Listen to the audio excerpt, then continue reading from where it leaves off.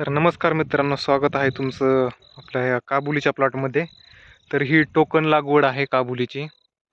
अ, token लागवडीचं अंतर आपण 1.5 बाय 2 असं केलेलं आहे.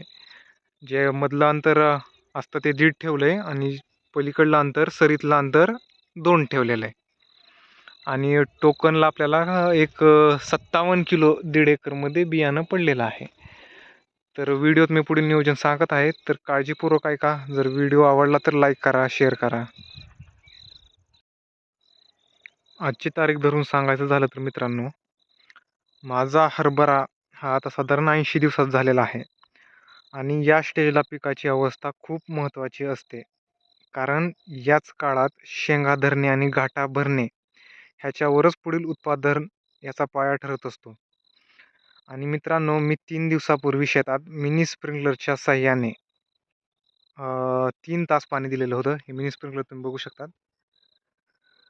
आणि पाणी देताना एकच उद्देश होता, की जमिनीत ओलावा समतोल राहावा आणि कुठेही जास्त पाणी साचू नये आणि मुळांना हवा खेळती राहावी. कारण हरभऱ्याला अति पाणी चालत नाही, हे तर तुम्हाला माहीतच आहे. आणि पाणी दिल्यानंतर लगेच मी 0050 या पाण्यात विरघळणाऱ्या खताची फवारणी घेतलेली आहे. ती पण 3 दिवसापूर्वीच. पाणी झालं की लगेच फवारणी घेतली होती. आणि ही फवारणी मी का घेतली, तर या टप्प्यावर पिकाला फॉस्फरसची खूप गरज असते. कारण फॉस्फरस जर कमी झालं तर म्हणजे गाठा नीट भरत नाही आणि उत्पादन त्याच्यावर नक्की घट होऊ शकते. तर फवारणी केल्यानंतर शेंगाची संख्या वाढते आणि गाठा भरण्यास खूप मदत होते. आणि फवारणी घेताना मी एक विशेष लक्षात ठेवलं, की पानांवर हलकी ओल असताना फवारणी हवी आणि उन्हाची तीव्रता पण कमी असावी आणि वारा नसावा. त्यामुळे औषध किंवा खताची कार्यक्षमता पूर्ण मिळते. आणि आजपर्यंत पिकाची तुम्ही अवस्था पाहिली आहे. म्हणजे आत्तापर्यंत पिकाची अवस्था खूप छान झालेली आहे आणि समाधानकारक आहे. आणि कुठेही मोठ्या प्रमाणात किडीचा प्रादुर्भाव पण याच्यावर दिसत नाहीये. आणि याचा पण रंग पण काळोखी पण आहे. आज 80 दिवस झालेत तरी पण चांगला काळोखी आहे हरभऱ्याला.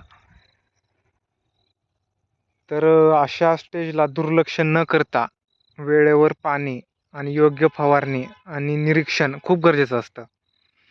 जर या काळात केलेली छोटी चूक पण पुढे उत्पादनावर मोठा परिणाम करू शकते. तर म्हणून मी आजचा संपूर्ण अपडेट तुम्हाला दाखवत आहे, जेणेकरून तुम्हालाही तुमच्या शेतात काय निर्णय घ्यायचा आहे सोपं जाईल आणि पुढच्या काही दिवसात पिकावर कोणते बदल होतात हे तुम्हाला मी व्हिडिओच्या माध्यमातून नक्की सांगेन.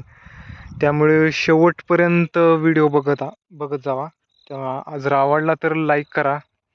चॅनलवर जर नवीन असेल तर सबस्क्राईब करा आणि तुमचे अनुभव किंवा प्रश्न कमेंटमध्ये नक्की सांगा.